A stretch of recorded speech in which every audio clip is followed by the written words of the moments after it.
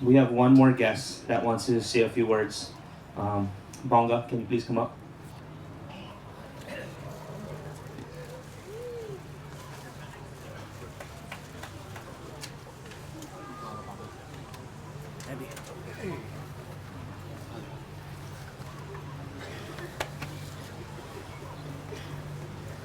Aloha kako. What can you say about the man China Roy UEMURA? I know I see a lot of people here that over the years came to his event, haven't come in a few years, came back. But I think this is a testament to what he did. Look at all of us right now. All the love for the UEMURA family, everyone. But just sharing some fun stories. This guy gave, and there's a lot of surfers here. You guys seen them all come up. Started doing China's Longboard Classic from '83. I was fortunate to do the first one, and I know I missed a few of them along the years due to events that I had elsewhere. But my heart was always there. I want to do that thing every year. I was a big kid, but all the foundations and all the charity and all the work that he did to give back, and whether it's individual, as a group, as a community, man, amazing. It's absolutely amazing what one man and his family and friends, a group of friends, can do. And I think that's what Hawaii needs right now. That 1 second to just say aloha to everybody. Don't take no time. And that's what we're missing today. So let's go on our day and just say aloha to one person. I think that makes a huge difference.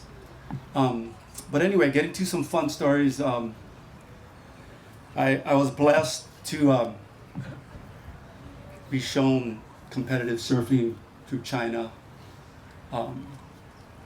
But this guy would not take nothing back.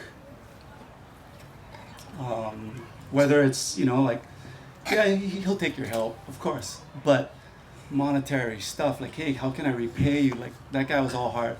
So when KeyHole was 16, I talked to his mom, I talked to China. I'm like, hey, let me take your son to Australia. I know you got a huge friend base there, and they never met him.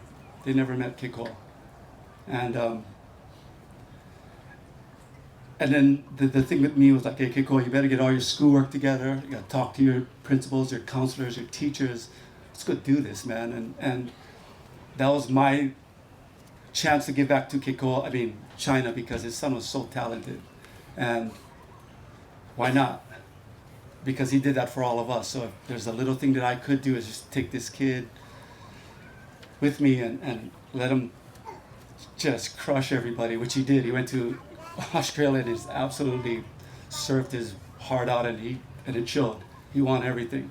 He was like the people's champ of Australia at that point, man. It was awesome. And everybody knew his dad, because we all know China had a lot of international friends that come down and do his events, come visit him. So that's my little way of at least, giving back to China in a nice way, especially something that he truly loved, which is the surf. And his son was right there, and one of my good friends, and to this very day. But another funny story, not another one, but a funny story is, I was in Japan one year, and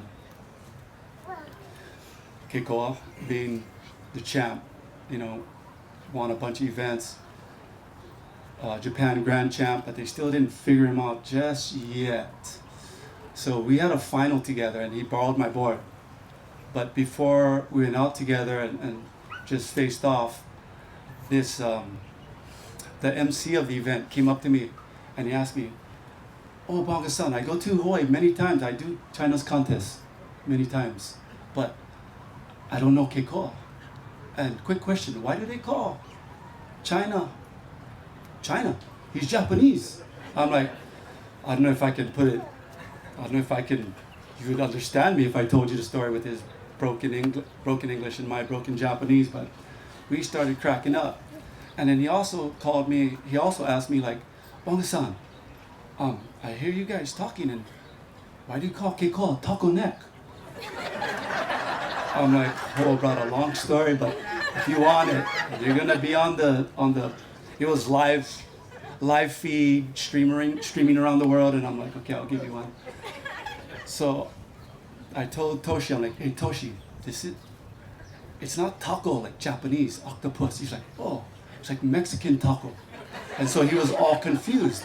He's like, Mexican taco? Yeah, you know when you eat your taco, you gotta turn your head. And that's why everybody call him taco neck. Oh, okay, Bonga-san, I got it. So they call us up for the finals. And I get to surf against one of my good friends. He's using my board. He bought a board from me because he broke his board. And the funniest thing, throughout the whole event, every time KeyHole stood up and caught a wave, oh, taco neck, and the whole beach would just light up. All these Japanese fans would just light up, and it was so funny. And I hope China was watching because, man, I was laughing in the heat.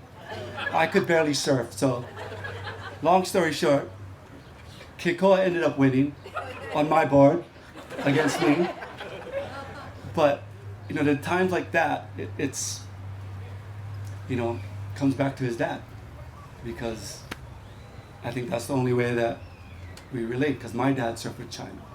And I went to all the bars with all you guys' dads with China. Davy Jones Locker, back in Kaka'ako, you name it. And so